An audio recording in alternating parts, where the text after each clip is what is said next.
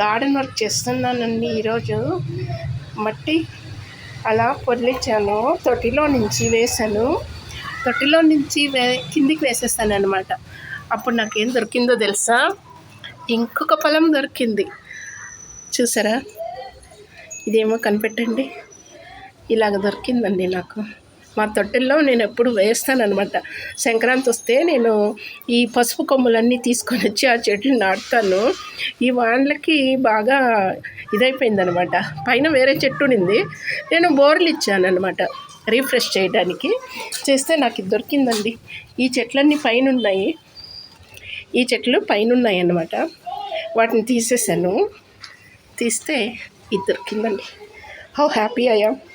పసుపు మంచిదండి, పసుపు కొమ్ములు. Yeah, thank you God, I'm happy. చూసారా ఎలాగ దొరుకుతాయో?